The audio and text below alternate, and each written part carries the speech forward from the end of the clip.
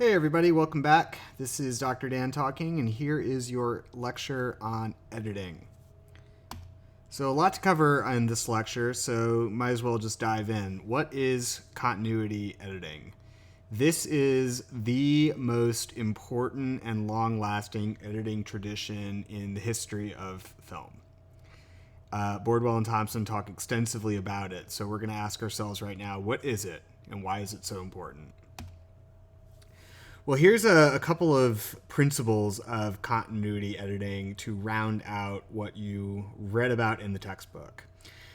Simply put, continuity editing is a system for creating the maximum amount of order in the realm of spatial, rhythmic, graphical, and temporal relations from shot to shot.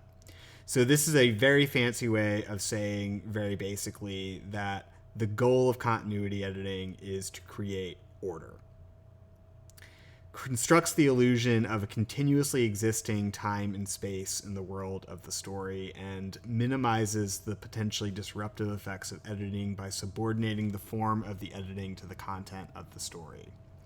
So again, in a nutshell, the goal of continuity editing, which is the default for Hollywood filmmakers today, the default for many filmmakers working in alternative cinematic traditions, the goal is to create the illusion that you're not watching a movie, that you're not watching a series of film strips being stitched together to create the illusion of a story world, but rather that you're just in that story world. And the films can only create this effect of being there in the space with those characters at the time that they're there by minimizing your awareness of the editing as much as possible. They don't want you to know that they have filmed all those little bits and pieces of film at separate times and stitched them together after the fact. They don't want you to be thinking about that consciously while watching the film in this system.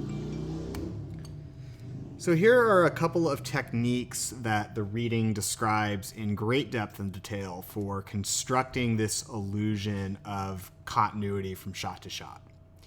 And the book, of course, talks about each one of these points in great depth and detail. So I'm going to give you a quick overview of some of these devices, but you'll really want to make sure that you're going back, as always, to the reading to look at Bordwell and Thompson's examples, come up with your own examples, your own classic go-to, like, oh, this is what I think when I think of an establishing shot or a match in action, et cetera, et cetera.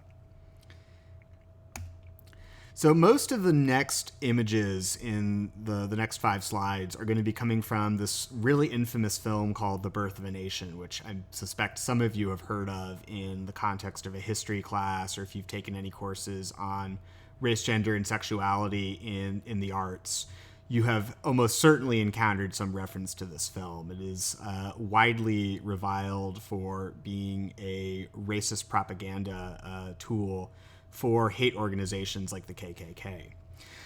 But the reason it keeps coming back in the study of cinema is because this is really, for a lot of people, where this editing system starts to get perfected. So this is I'll put the whole scene for this sequence onto the course icon page, but when you look at this sequence from the film, you really do see every single device for establishing continuity from shot to shot in this sequence of the film and throughout the film. But establishing shots, this is your classic, the action has just started. You often conventionally see the establishing shot as the first or one of the first shots in a sequence. And as you can see in these images from The Birth of a Nation, the purpose of these shots is very much to just establish the space of the scene so that audiences have a mental picture about character A is here and character B is over there. This is where the decor is. This is where the doors are. This gives you your mental roadmap for the scene. And then as you're cutting in, the idea is that you are remembering that mental roadmap, and you can say to yourself as a viewer, oh, these characters are in the auditorium, that character is in the box watching the play, these other characters are over here, and you keep that mental picture in your head from the establishing shot when the film is cutting into these closer looks. Other strategies for preserving continuity as the film is cutting from closer look to closer look, close up to close up, medium shot to medium shot, eyeline match. And this one, you don't want to overthink it. I've heard a lot of creative reads about what an eyeline match is from students over the years. An eyeline match is really what you want to be looking for is an imaginary line that connects the gaze of character A in shot 1 to the gaze of character B in shot 2. And you see a great example of this in this clip from The Birth of a Nation, where shot A, you are looking at the couple in the audience, and the woman is looking to the upper left of the corner and pointing with her hand and saying, we imagine, because it's a silent film, oh, look, there's Abraham Lincoln. You cut to the next shot, and if you look at Abraham Lincoln, he is looking down to the corner, more or less, of the frame, the right-hand corner of the frame. And if you were to draw an invisible line between where Abraham Lincoln is looking in the second shot and where the woman is looking in the shot surrounding this central image, you can see there's an imaginary line connecting their gazes. And this is a really subtle trick that filmmakers have used, because early on they discovered that this kind of creates the illusion that there's continuously existing space. If you have characters who seem to be looking at each other across a cut, it just helps subliminally reinforce the idea that this is all happening in a continuously existing space and time. Other strategies for preserving this illusion of continuity that you can see in the clip are matches on action. And this is very simply when a film cuts from one angle of an action to another angle, and the way that you get audiences to not notice the cut is you have the cut happen in the middle of movement, because what your eye will do then is your eye will follow the movement and not the cut. So when you're looking at Raoul Walsh playing John Wilkes Booth and he cocks the gun, the idea is that as you cut into that insert of the gun cocking, it's that cocking action that you are paying attention to more so than the cut from a long shot to a close-up. Same thing when he does the dirty deed and shoots Abraham Lincoln, and he has that elaborate stunt where he jumps from the balcony to the stage. There's a pretty big cut between that action, but yet ideally you're not meant to notice the cutting, you're meant to notice the jumping. You're supposed to be focusing your attention on Wilkes Booth as he jumps from Lincoln's box in shot 1 to the stage and the reestablishing shot that we get at that point. And then again, you get a close-up of him finishing the action. And the idea is that even though you're cutting 3 very, very different looking images, the action of jumping is carrying your eye and your attention from shot to shot, and that's the thing you focus on. Another strategy for creating this illusion of continuity is the classic point of view shot. And the point of view shot is seemingly similar to the eyeline match. So a lot of students in the past have mixed these two up. But they often have elements, the same kinds of elements. You often see eyeline matches in point of view shots. But a point of view shot is something distinct from an eyeline match, because a point of view shot is when you are literally in the perspective of whatever character you saw in shot 1. So if you look at this sequence from the clip from Birth of a Nation, shot 1, you see the 2 characters, our couple that we met in the earlier slides. They are looking to the wings of the stage, and the woman is saying, oh, look, there's John Wilkes Booth. And then we see John Wilkes Booth, but unlike the previous shot where the angle was from not these characters' perspectives, the angle was taken from a different spot on the set. This time you were actually meant to be looking at John Wilkes Booth through the eyes of the woman in the audience.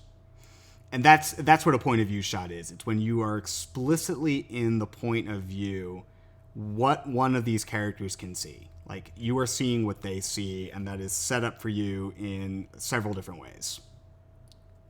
Now, you may be thinking, I feel like I've heard of this before from one of your lectures, and you would be right if that is what you are thinking. This is another word for perceptual subjectivity. Bordwell and Thompson described perceptual subjectivity, you may remember, in an early chapter of the reading. But a point of view shot is effectively what they're talking about. So it comes back here in editing because of the ways this strategy helps create the effect of continuity. So that's what you have. A point of view shot, perceptual subjectivity, those are basically just synonyms for one another.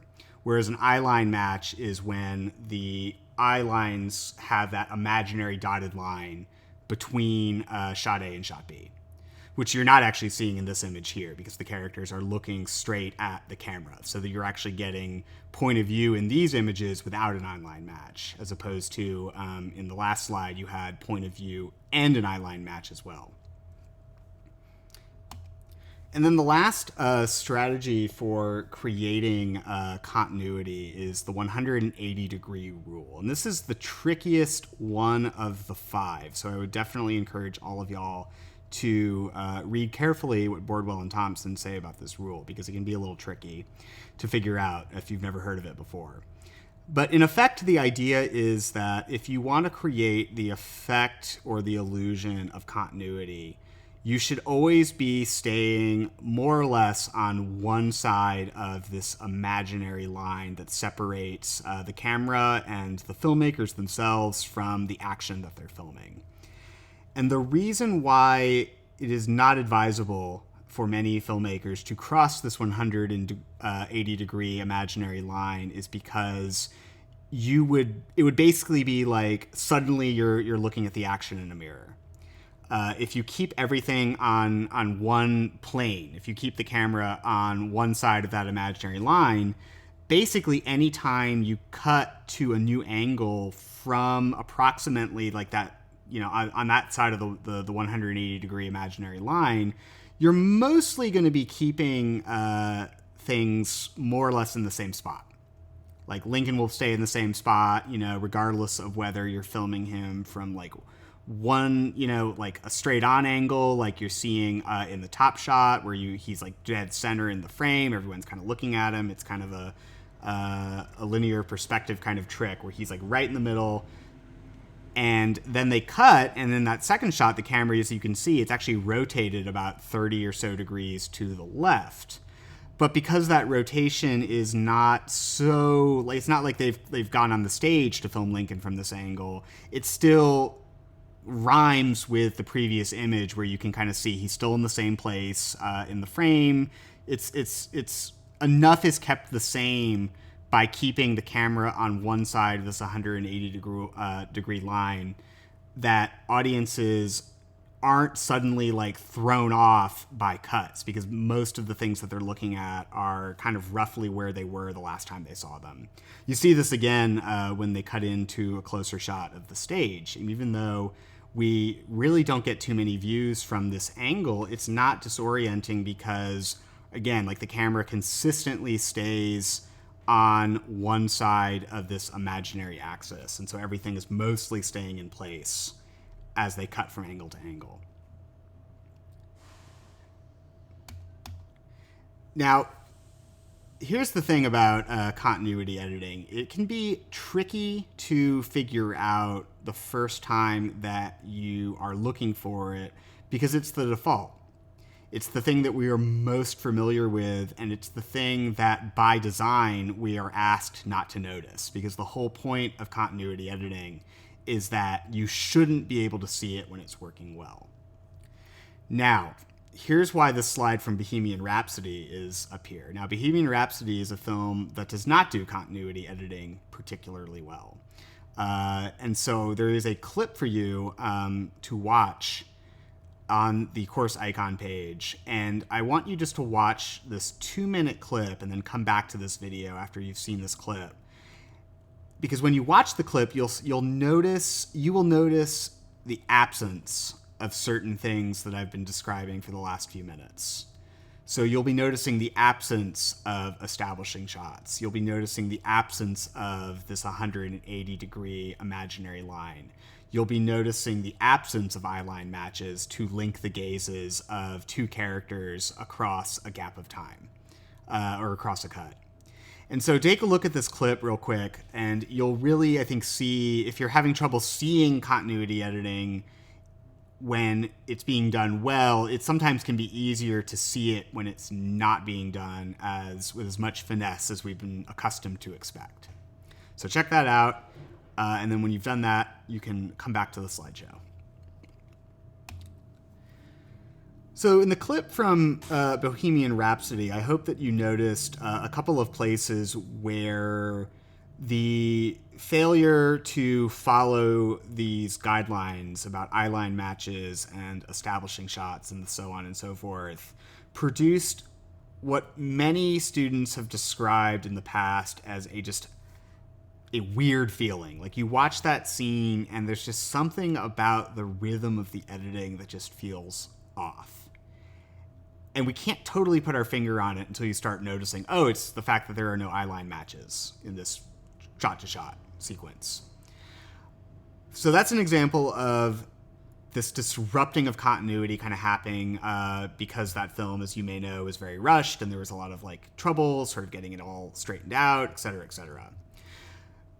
But here's the question that we'll be thinking about for the next part of the slideshow, which is, there are a lot of filmmakers who are doing exactly this kind of thing that you see in Bohemian Rhapsody completely intentionally. There are filmmakers who set out to produce that weird, discontinuous, disruptive effect that you sometimes get from editing, which doesn't follow the rules, quote unquote. And the question that we have to ask ourselves is, why would any filmmaker in their right mind do that? Well, there's a lot of reasons why a filmmaker might decide to disrupt continuity, and this is really just a partial list. Not every example of discontinuity editing, if you want to call it that, is neatly conforming to one of these reasons. So this is really more of just a guide rather than this is an exhaustive list or anything. But some common reasons why characters or filmmakers will disrupt continuity. One, depict character subjectivity. If you have a character who is confused or is suffering from amnesia or is dealing with a lot of trauma and repression, and if you have a character who has an extreme mental state, disrupting continuity editing can help put you, the audience, in the perspective of that character that much more.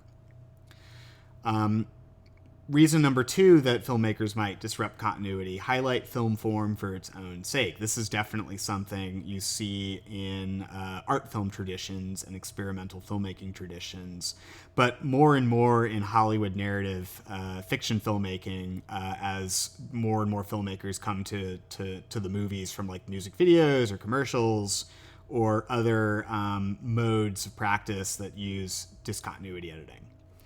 And the goal here is, let's just highlight film form for its own sake. Why do we need to pretend that we're not making and watching movies? Why don't we revel in what editing can do and the experience of watching a filmmaker put two shots side by side? And then the last reason that you'll commonly see filmmakers disrupt continuity, and it's somewhat related to the previous reason, but not totally. But that's to insert authorial commentary into the story. So sometimes you'll see in films a completely random image being inserted into the film that seemingly has no place in the story. And that's, in a lot of cases, the filmmaker jumping into their own movie to basically tell you, this is how you should be responding or interpreting what this character just said or what this character just did. And sometimes it can be very, very obvious and direct, as you'll see in the example that I'll have shortly. And sometimes it's more subtle, as it is in Adoration, where you don't really have direct kind of moments where Egoyan is stepping in and saying, this is how you should read the story, but there is nonetheless a strong sense of authorial presence emerging through the unusual editing in that film. So again, not a complete accounting of all of the reasons why filmmakers have disrupted continuity, but a good gloss on why some of them have decided that the best way for them to explore what film can do, or tell you about this character, or help you read the story, for lack of a better phrase, can be achieved by disrupting continuity editing.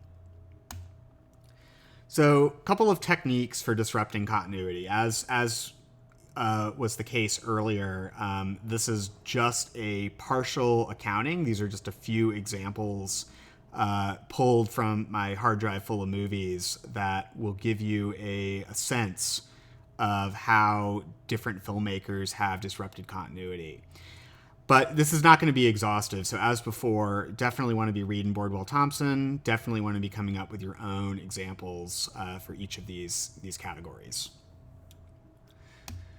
But here are some of my examples, just in case you are having trouble finding your own. But jump cuts. The clip from Breathless, check it out. My assumption for all of these clips, by the way, will be that you have seen the clip on the slide before you hear me talk. So just heads up for those of you who are like, wait a minute, gotta go watch.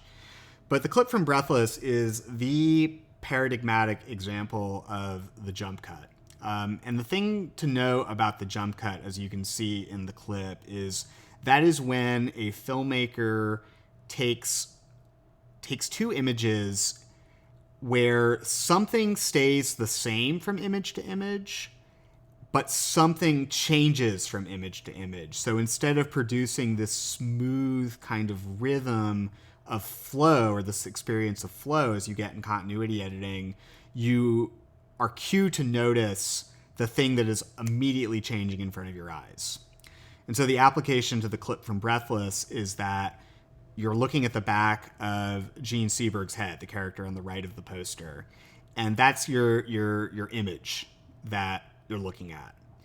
And the camera is always behind her head as they are driving through the streets of Paris.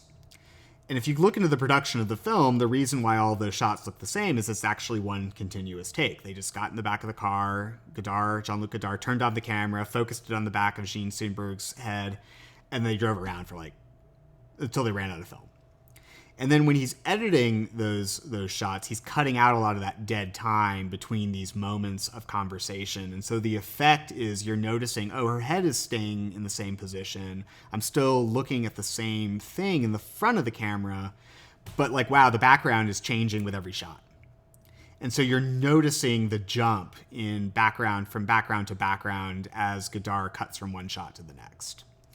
And in this particular instance, the reason he's doing this is, he's a rebel. This is the moment in film history where people are trying new things just because they can.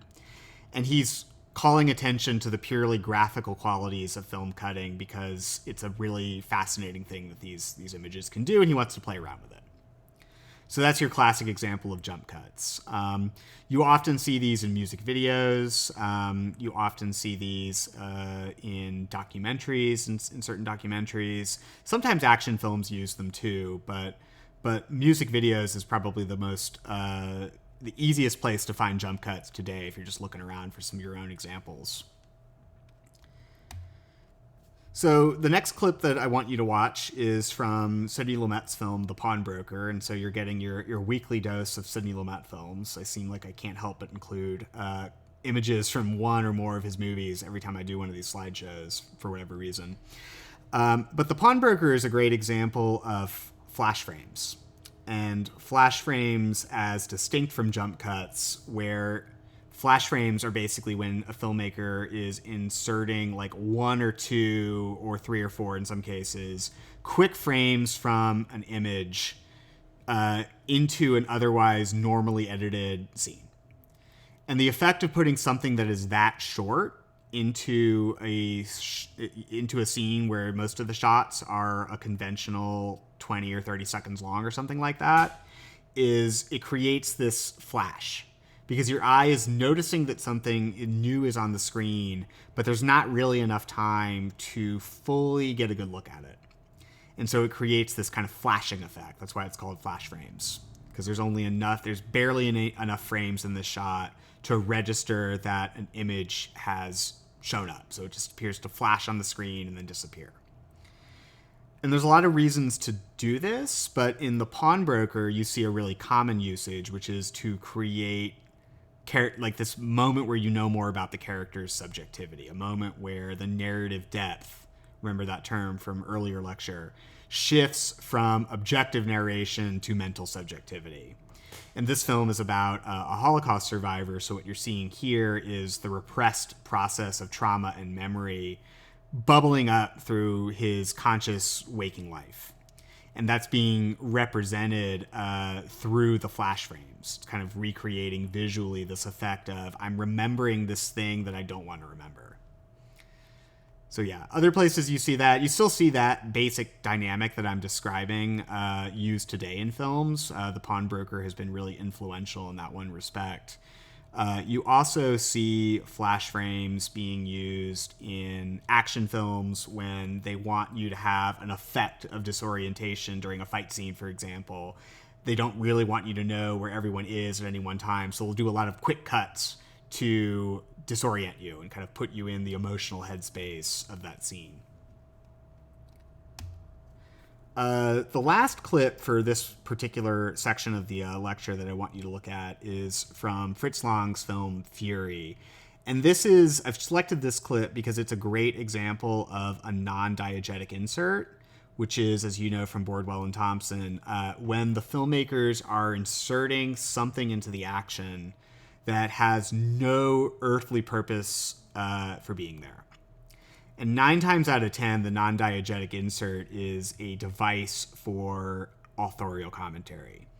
So when you look at the clip, what you're seeing is actually another item from this list, montage, which is when filmmakers are cutting together a variety of different images from a wide range of places and times and stitching them together in a short sequence in order to communicate you something.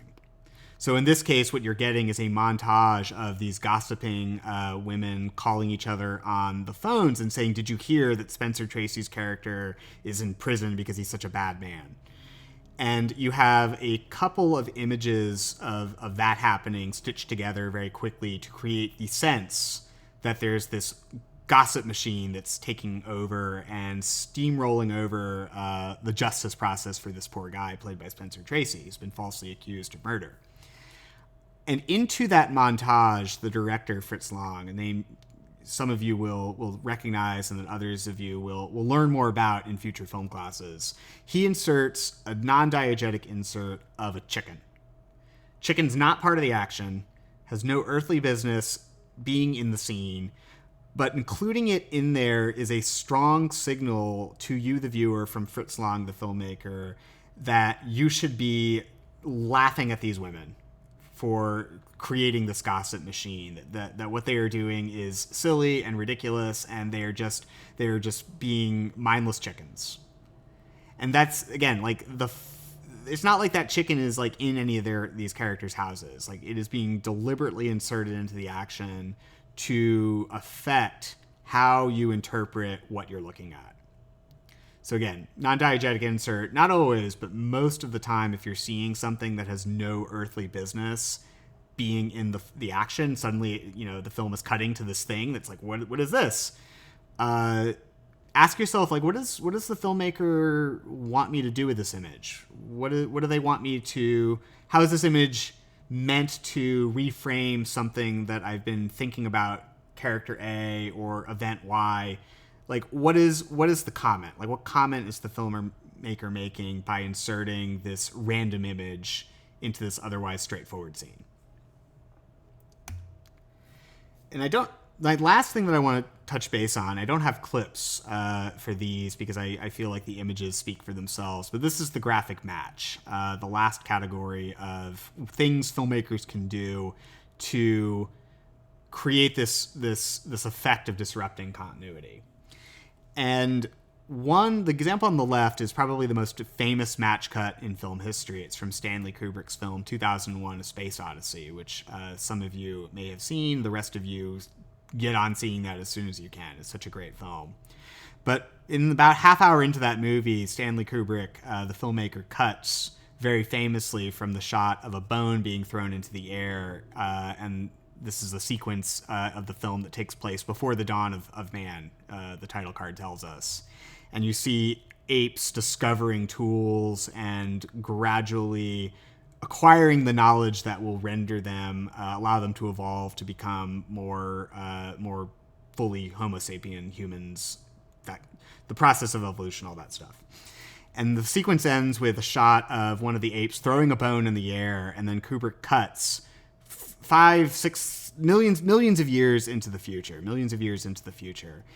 and he cuts to this orbital aerial platform, and it's this bomb platform that's rotating above the Earth, and the effect is, in this case, it's an authorial comment. The idea is to sort of cue us to realize that even though humanity has evolved extensively from point A to point B, from the dawn of man to the year 2001 when this film is set, but yet we are still obsessed with weapons. We are still obsessed with figuring out how we can use bones to crush the skulls of our enemies or build orbital bomb platforms that can rain missiles down on our foes from far above.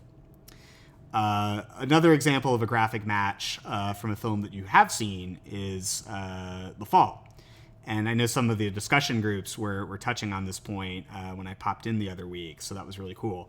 But this is like the great example of a match cut, and they dissolve just to sort of really underline how they are matching the appearance of the man in the top image with the look of the environment in the bottom image.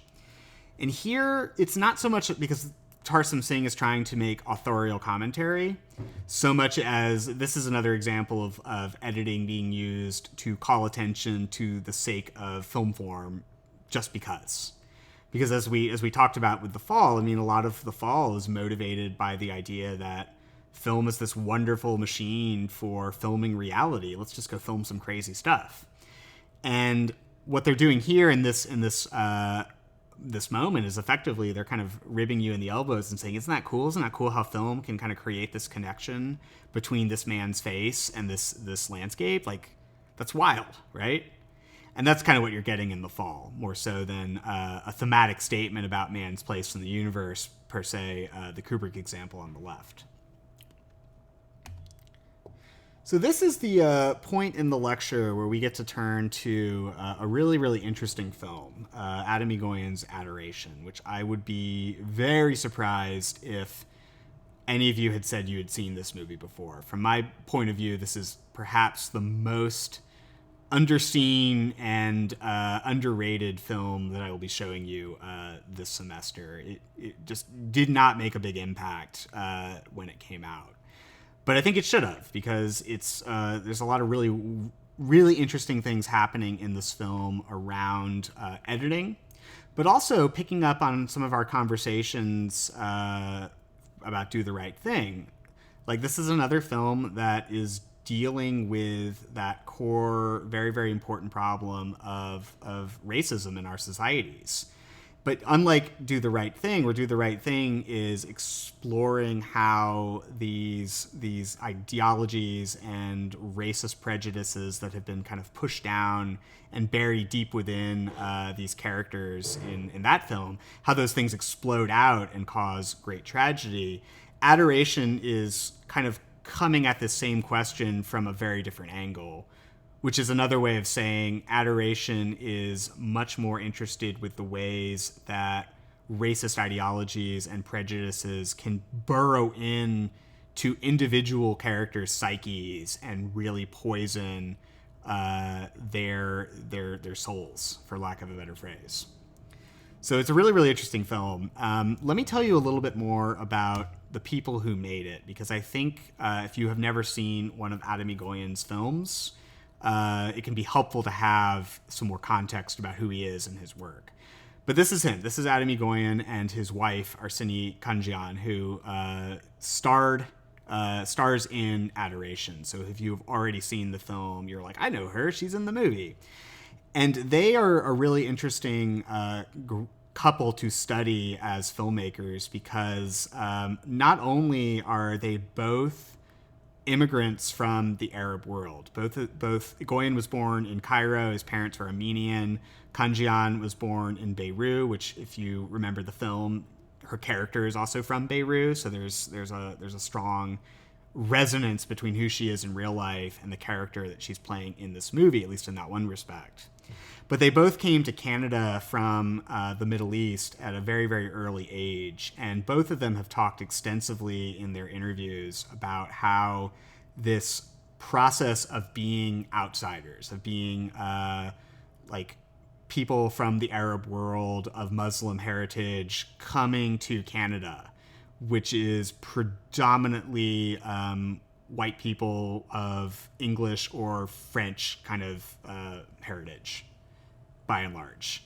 And they've talked extensively about how that experience of being outsiders in Canada really shaped their worldview. And it's one of the reasons why they hit it off so well when they first met on the set of Egoyan's debut film, Next of Kin. Got married within a year or so after that film wrapped, and they have basically been together, married happily for the last 35 years, and have collaborated on 11 films, at least.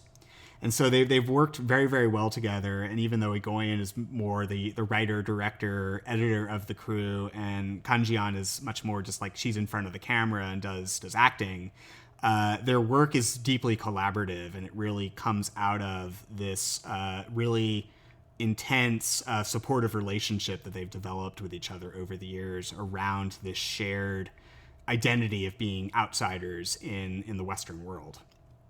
The other thing that's great to know about Egoyan and Khanjian is that they are not only associated with film. Egoyan teaches part-time at the University of Toronto. He teaches film classes, but they tend to sort of cover a lot of different subjects. If you take one of them, it's not just...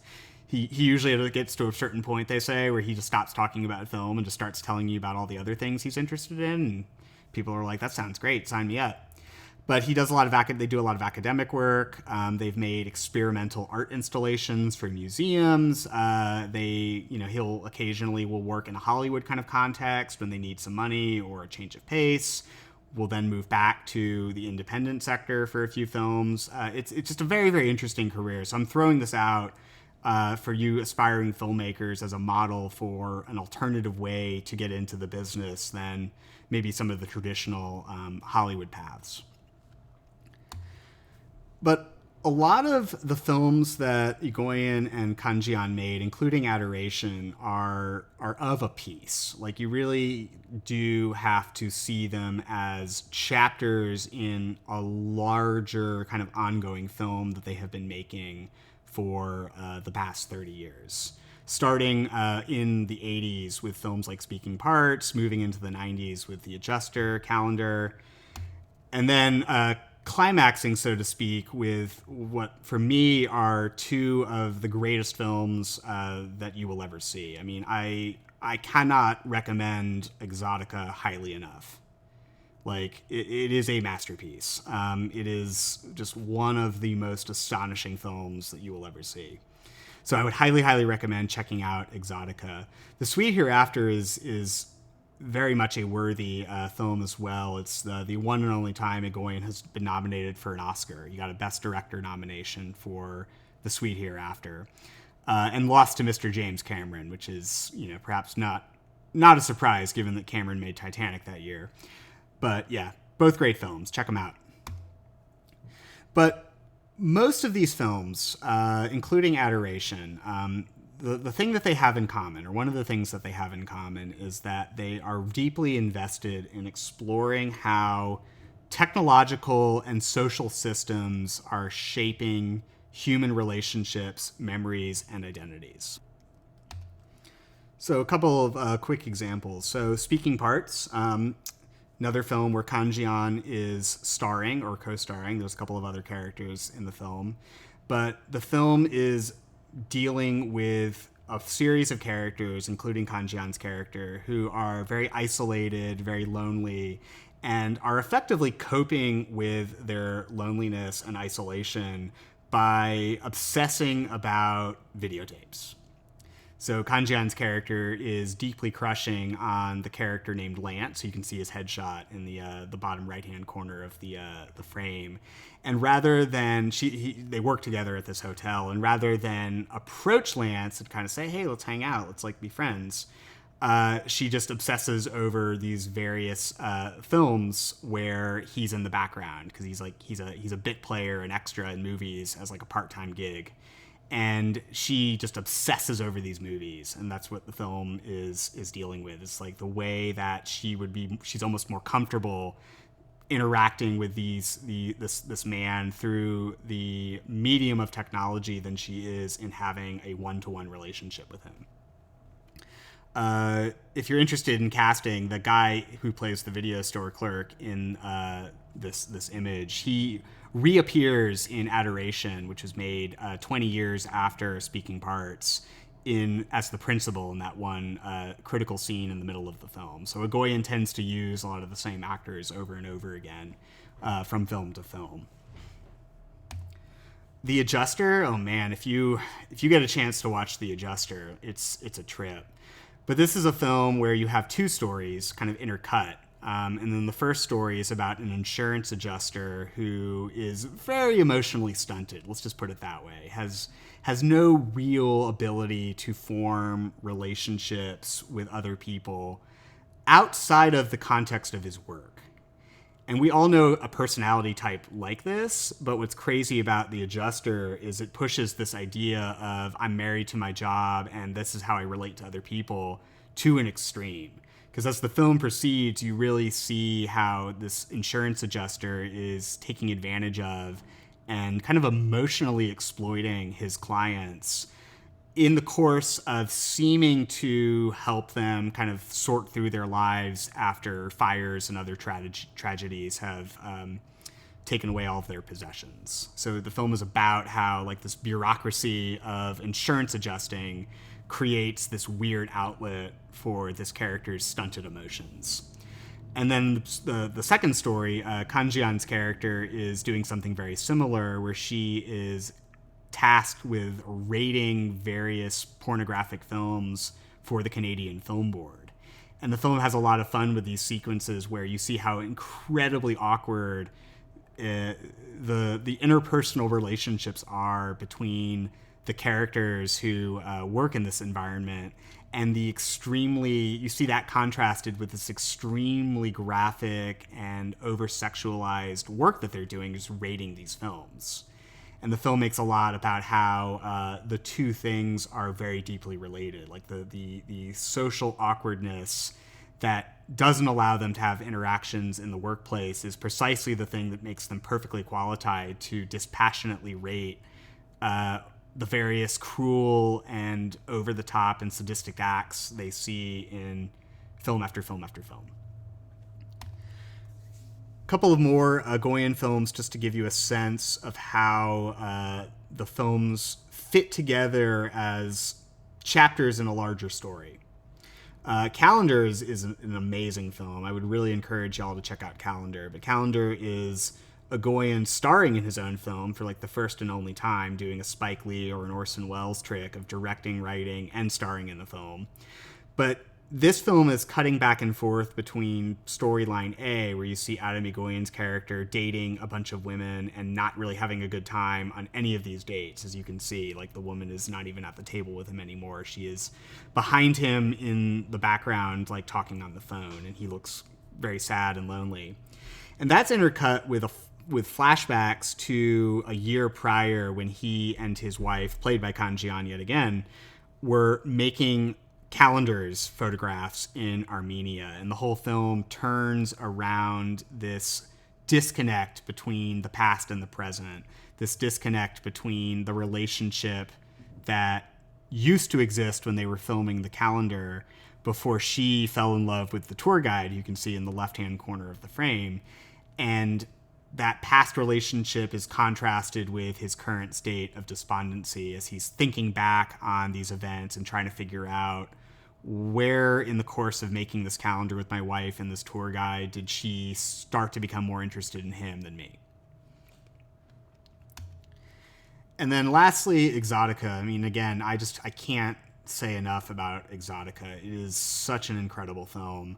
But as you can see from this, you might be able to see from this image, that most of the film takes place in a Toronto strip club that is run once again by Khanjian's character. And it's really just an excuse, honestly, the setup for Egoyan to explore the complicated ways that sex and money interact in our personal lives. Like, the film is really just obsessed with thinking about how, like, sex and money seem to be the things that run through virtually every relationship that not only these characters have with each other, but just more broadly our society, just kind of reflecting on how so much of our society is just organized around sex and money. You know, like these technologies and these social systems that allow us to organize and make sense of our world. So anyway, this is just a long-winded way of saying you should go check out some or all of these films at some point. They are all freely available on the Criterion channel. So if you already have the Criterion channel, you can access these and other films. And if you don't have the Criterion channel, I think they have a free trial that runs for about a week or so. So I would really encourage y'all to hop on that and check out some of these films. Come talk to me if you do, because that's definitely the kind of thing that will get you good participation points at the end of the semester. But anyway, I'm hoping that perhaps somewhat long-winded summary of Egoyan's other films is help you to see how Adoration is part of this larger project that has persisted in Egoyan and Khanjian's work for almost 30 years at this point, to explore how technologies and social systems are mediating our relationships with each other. And so a lot of the film is, hilariously enough, centered around these like Zoom before they were Zoom kind of conversations. And I have to just underline, for the sake of obviousness here, that this film came out in 2008, and I saw it in Atlanta in May 2009. So this is a full 10 years, really, before anybody is doing like Zoom stuff. And if you watch the interviews with Egoyan that were filmed around the time that Adoration came out, he actually talks about how like this technology didn't exist in 2007 when he was filming this movie. In fact, the iPhone, the very, very first iPhone, is coming out like right as this film is in the middle of production. So you look at these moments and you're a little bit like, oh yeah, a bunch of Zoom, you know, whatever. But, you know, they had to invent this stuff. Like, this stuff didn't really exist when the film was being made. It was invented by the filmmakers. And once that gets put on the table when reading this film, I think what I hope is that you'll start to notice, like, oh man, like why did he invent this technology? Well, and the reason is he's exploring how these devices are mediating our relationship. So what he was after in 2008 was not like, oh, let's look into the future and see what people are going to be doing during the pandemic in 12 years. No, he was after a metaphor for capturing some of the ways that blogs and citizen journalism and the internet and social media, some of these things that were happening about 10 years ago, were creating this kind of isolation booth effect. And when we look at Adoration, in 2020, like 12 years after its original release, what you see, or what I see, and would hope that you would see as well, at least when returning to the film, is how invested the film is in thinking about the endpoint of digital communication and the way that these things will invariably lead to a lot of mediated relationships between friends and family members. So I'm foregrounding these images right here because this is a very minor but significant character in the film. It's Simon's best friend. And 9 times out of 10, when we see this character, we see her either on the phone screen, as we see in the top image, or we see her on the computer screen, as we see her in the bottom image. And it's really only a few moments in the film where Egoyan is ever cutting directly to a 35 millimeter shot of this character. And significantly, one of the only times it does happen, she's literally telling Simon, hey, I'm not an object on your phone. I'm a real person. You can't just manipulate me because of that distance. I'm a real person. And Egoyan is cutting to a non-mediated film image rather than a video image to underscore the fact that he basically agrees with what she's saying. That she's a real person and that she's not just a thing on Simon's screen. The film also, of course, very powerfully, I think, explores the way that these digital devices and these new emerging forms of technology would create an outlet for racism and xenophobia and hatred and paranoia. And again, like, this is the kind of thing where you look at this in 2020 and I think, wow, how prescient were they, to recognize in 2008, before a lot of this stuff had blown up and become as visible as it has since become. Stuff meaning like alt-right, racism, xenophobia, hatred, et cetera, like some of the stuff that has blown up and seemingly emerged out of the woodworks in the last 5 years, but was much more underground and not visible to the mainstream gaze, if you want to think of it in those terms. The film is recognizing that like these modes of communication would be the most perfect device for fostering the isolation and the way the being in your own headness that just is a breeding ground for this kind of crap. And so you see a lot of interest in the film just on that dynamic, the way that these devices, in addition to creating outlets for Simon to perform and sort of work through his issues and creating this sense of isolation where all these characters are disconnected from one another, for some of these people that goes even further and results in just a lot of negative emotion and energy being unleashed onto the world.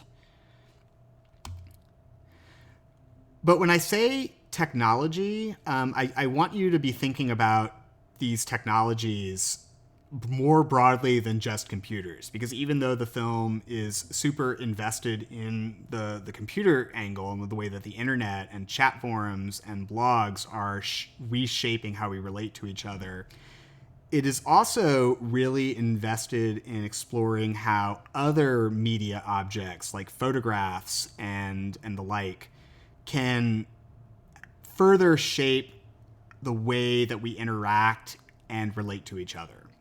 And so you see a lot in the film made of the photograph in the bottom left image of Simon's mother, Rachel. Like, you see that same photograph of her with the violin on a number of occasions in the movie. And it becomes loaded down with metaphorical significance because you realize at a certain point that Simon's grandfather, his Uncle Tom, like, they all have this picture, and it's more than just a picture. It's a memory device. It's a way to stay connected to the dead daughter. And you see that beautifully mirrored in this early shot from the film where you have Simon kind of over the shoulder, like looking at his grandfather with the Nokia phone, which is like probably the most dated aspect of this film's presentation of internet culture, is the fact that the phone is, you can see it's pre-iPhone. This is a pre-iPhone film.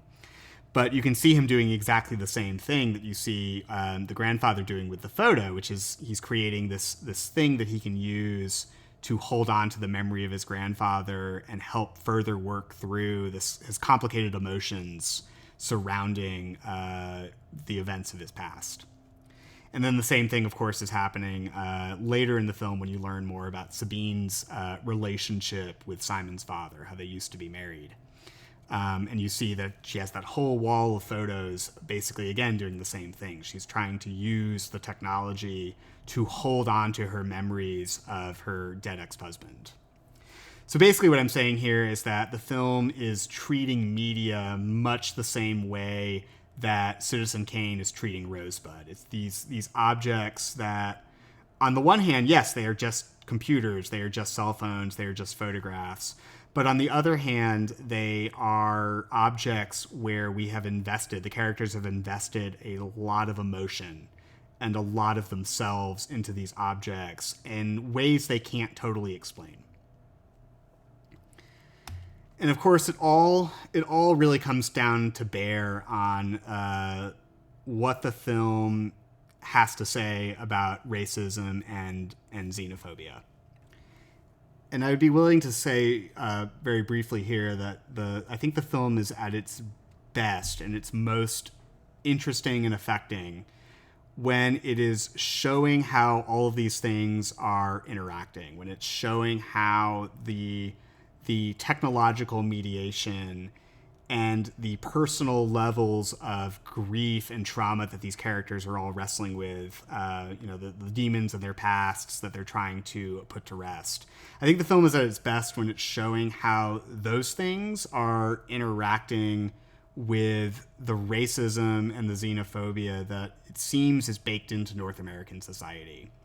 And so it's worth remembering that this is a film coming out in the long aftermath of the September 11th terrorist attacks. And so it's again at its strongest when it's really showing how these different things are interacting and in complicated, unpredictable ways. But so that's the first thing that most Egoyan films have in common, is they are interested in exploring a lot of the same thematic questions and dramatic conflicts.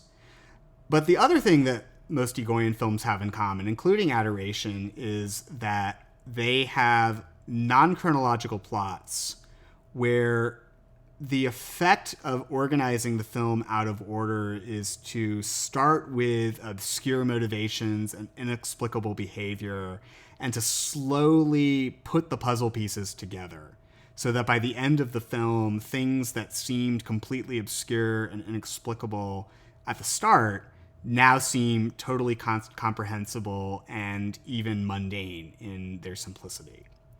And there's almost, if you're a Christopher Nolan fan, I mean, I almost feel like what Nolan is doing, he has never acknowledged this to my knowledge. I'm not even sure if he's seen any Egoyan films.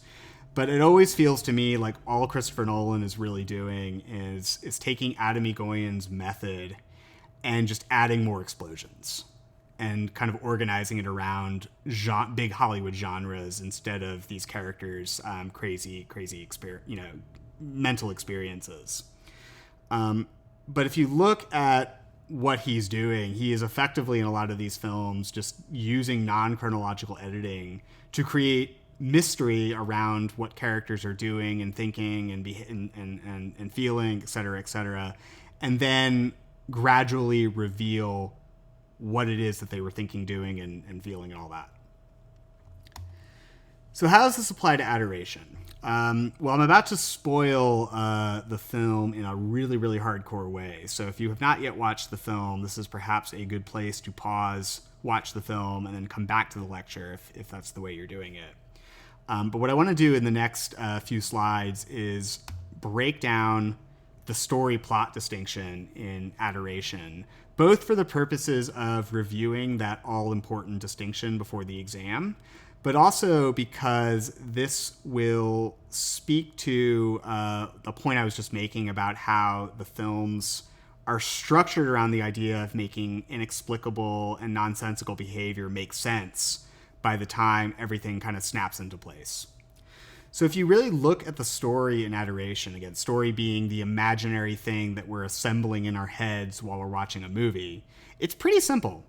Sammy meets, marries, and then leaves Sabine. Sammy marries Rachel. They have Simon. Sammy and Rachel die in a car crash. Tom adopts Simon. Simon's grandfather dies, but not before telling Simon how much of a piece of shit Sammy was.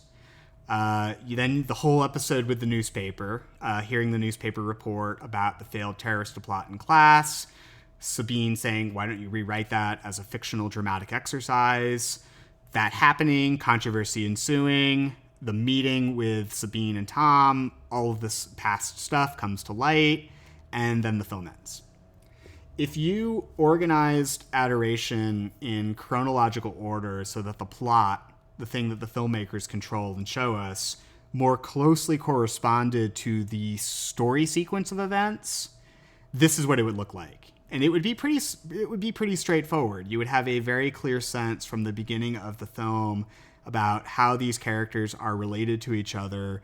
You would have a clearer sense that Simon has this really complicated emotional thing that he's got to work out with his past and kind of coming to terms with his own identity and his, what happened to his parents and all that. And it would be perhaps a more comprehensible experience. You would probably have a better sense early on about why Sabine was asking Simon to rewrite the newspaper report as a fictional autobiography. You would have an earlier sense of why Simon might do something like that. But if you look at the film, if you actually look at how Adoration is put together in plot terms, it is anything but simple. So I have about 3 slides where I'm breaking down in a somewhat simplified fashion the sequence of events as they are presented to you in Adoration. And so I would encourage you to pause the video here and just kind of look at these slides on your own and really just kind of maybe use this as a guide for rewatching the film or returning to the film at some later point in time before studying for the exam. But what I want you to kind of take from this broad overview is how much the film is fragmenting that story chronology and scrambling the different pieces of the puzzle so that you're getting events, just being assembled together in this enormous stew. I can't even think of a better way to describe it. And I want you to see just how complicated they have made the presentation of this story. It's really crazy how much this film is not giving you what would seem to be the simple view on a simple story, but is in fact presenting things so out of order that for much of the film you will be forgiven for being confused, because so much of what the film is doing is it's saying, here's this thing, oh wait, that's actually fictional, like what's going on here, like oh my god, did you know that like Sammy and used to be married to Sabine, like nope, you didn't know that. It's constantly surprising you with new information about these characters that forces you to go back and second guess what you thought about them the first time you saw Simon read the news report, for example. So how do we keep it all straight? And by we, I mean both filmmakers and viewers. Well, one way that Egoyan and his team keep everything straight is they use dialogue to help clarify where you are in the story chronology. So this scene, this is just one example that jumps to mind, but there are certainly others. This scene you remember, Tom comes into to Simon's room to see if he can sell the violin, and he sees Simon on the chat room, and he jokes, "Oh, are they trying to pick you up or something?" And it's a really interesting line of dialogue, and it's significant that it happens after we have already seen Tom tell Sabine that like Simon has gotten into so much trouble because of all of these people who've gotten involved.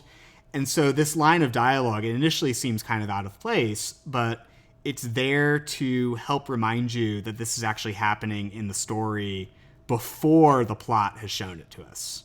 So this event is actually happening earlier in the sequence of story events than the plot is leading us to believe by putting it relatively late in the film. And so there's a lot of like moments in the dialogue where characters will say things that anchor you in a very particular place and time. Another example that springs to mind is Simon at the beginning of the film saying, "Oh, my grandfather died a few months ago." And so we know, okay, we hear that and we're like, okay, so even though we have just seen the grandfather talking to Simon, that event happened in the past. So dialogue is one way that the filmmakers strategy they use for keeping everything straight. Another strategy that I would encourage you to look for when watching or rewatching the film is they often associate each timeline in the film with a different color scheme. So, for example, most of the flashbacks to Simon's interactions with his grandfather are filmed in this greenish, grayish hospital room. And you can see they have done everything they can to keep the color palette in these shots very muted. They are using a lot of like darker colors in the costumes and the art direction. It's a very sparsely constructed set. This is not what a hospital room looks like. If you've been to one at any point recently, hopefully not for anything crazy, you know that there's a lot more stuff in hospital rooms than you see here, which is like, has almost nothing, you know, like there's very, very little material in this room. But they're doing that to create this kind of sparse effect and kind of create this muted kind of feeling to the images.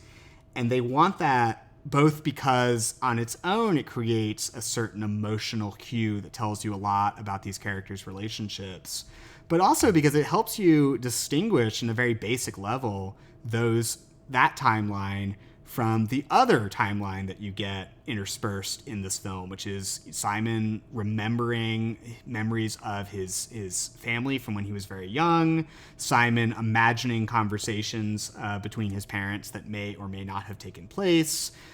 Most of these moments are, as you can see, using a goldish hue. Like there's gold curtains in the mise-en-scène. In the top image is when they're in this hotel room before this flight that we learn never happened to Scotland or no, to Israel.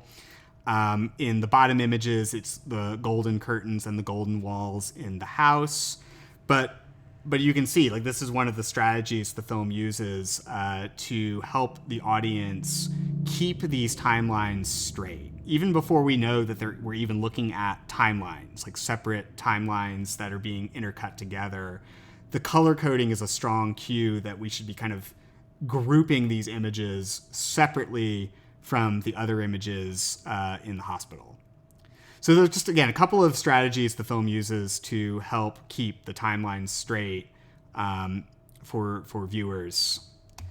But here's the bigger question. Like, why tell the story non-chronologically? I've been kind of reviewing the themes that Egoyan likes to explore in his work. I've been discussing some of the ways that the film is using creative editing to scramble the chronology of the story. But why go to the trouble? Why not just have the story play out in the nice and simple order which it's detailed on the earlier slide about the story? Like, why not just sort of start with Rachel and Sammy's car crash and then go cut ahead to Simon's confrontation with his grandfather, and then why not have the fake story happen closer to the middle of the film after we have already learned about all of this history? Like, why scramble the timeline? Well, there's two basic effects that scrambling the timeline has that have an enormous bearing on the story. The first effect is this strategy creates a lot of confusion about whether we are looking at objective images, so objective narration. Remember back to an earlier lesson where we talked about objective narration being, this is what is there in the scene. We are not looking at what a character is thinking or feeling. The film is often giving us these images that seem to be objective, but when we get to the end, we discover retroactively that we've actually been like listening to one of these characters' imagined versions of events rather than the real thing. So that's one effect that scrambling the chronology has, is it creates a lot of confusion in the viewer about the status of the images. Are they objective? Are they actually happening? Or are these characters imagining things that might have happened but maybe didn't? The other effect that scrambling the story in this way is it complicates the traditional relationship between cause and effect and withholds story information and creates mystery.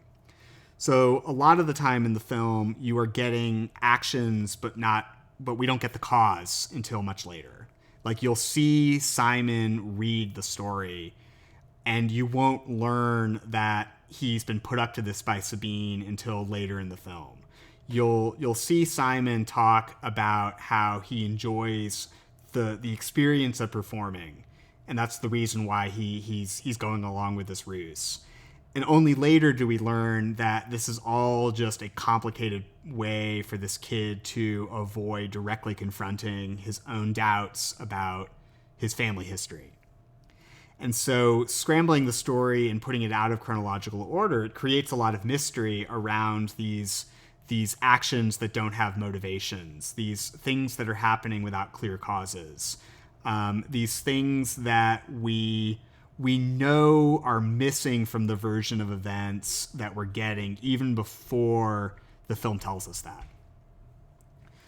Let me just kind of walk through in the last few minutes of this presentation some ways that the film is doing both of these things, creating confusion around objective narration and mental subjectivity, and withholding key story information in the first few moments of the film. Like, so I've collected right here. You have the first 4 shots of Adoration. And shot 1 is an image of Simon sitting on the grass with his laptop. We only see this image one other time in the film, and it is never made entirely clear to us, like, when in the story this is happening.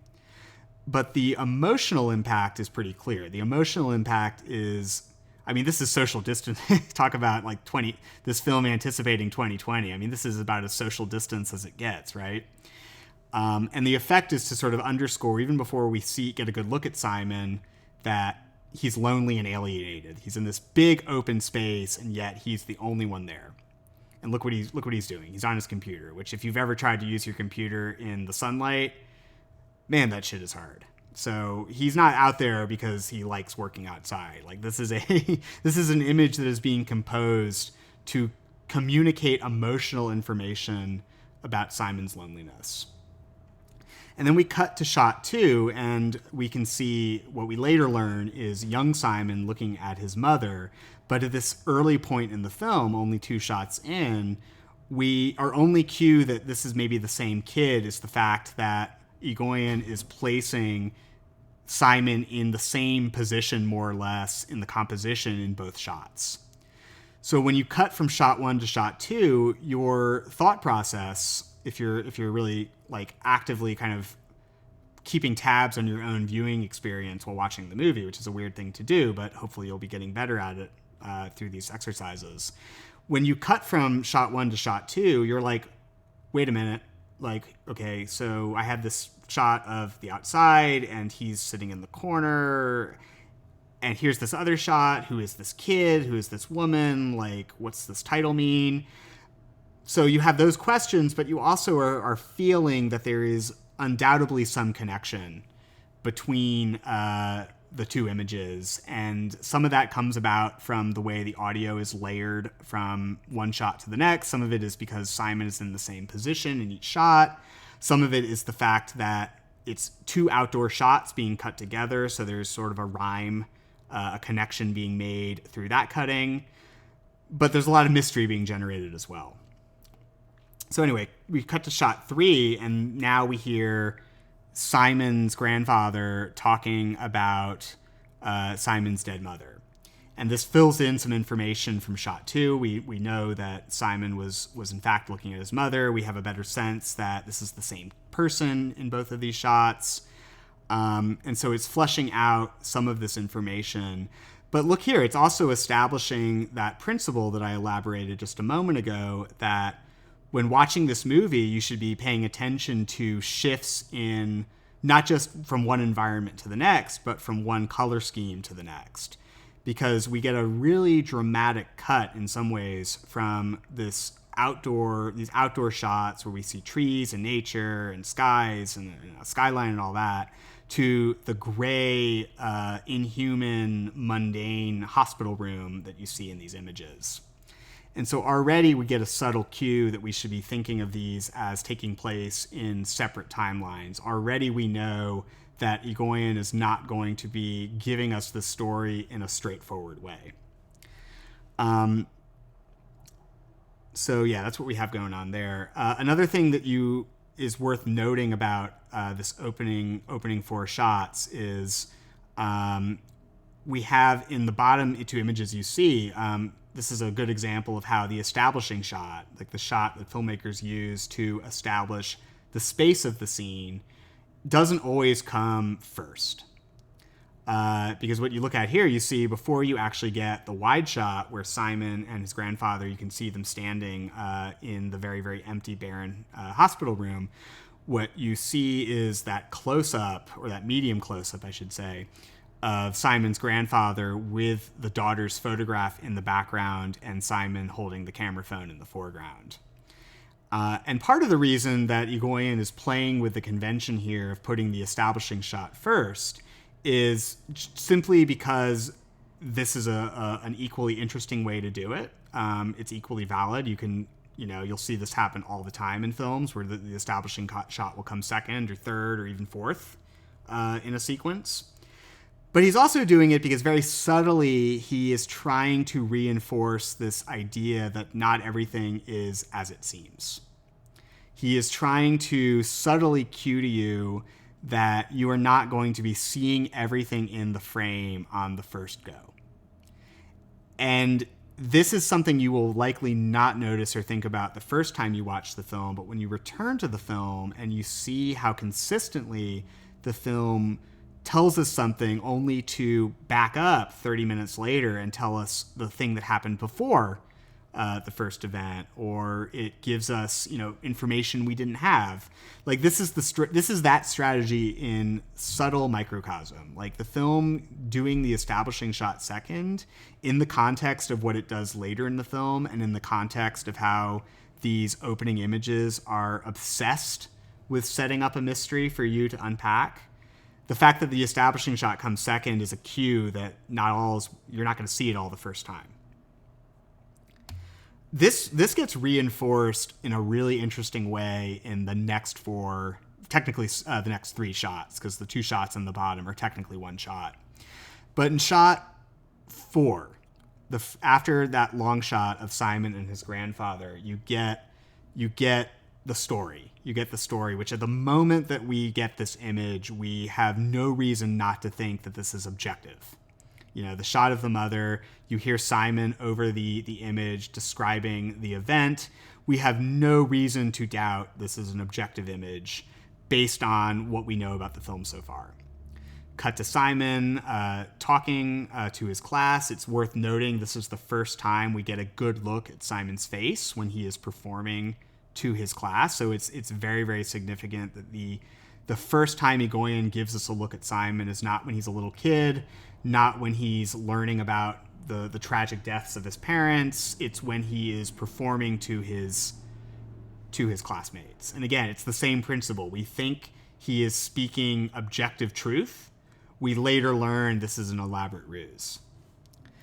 But the film, even before it actually tells us that, if you're really watching carefully, you can notice a subtle cue that not everything is as it seems in these opening images. So look at the top left image and you see how Rachel is standing in front of a mirror, and then it's only her.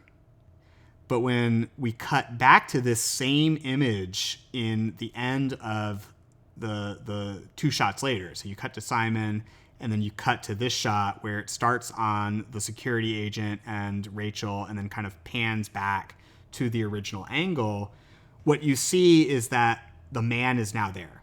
The security agent, who is not in the previous shot, is in this shot right here. And it's a subtle cue that Simon is constructing this reality. even before the film tells us that what he's doing is performing, the film is planting this small visual discrepancy, which you're not really meant to notice immediately. That's one of the reasons they don't just kind of have a jump cut effect where it pops in. But you're meant to feel it.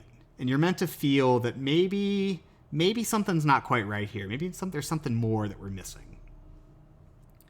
And so my answer to this question of why does the film do all of this? Like, why does the film go to all of this trouble in these opening images to create this mystery rather than just giving us the full story? So in this case, the full story, like, we could have learned at this early moment in the film that after Simon was watching his mother play the piano on the dock, they went into this really nice mansion and yelled and screamed at each other, and then Sammy and Rachel died that night. We could have learned that at the outset of the film.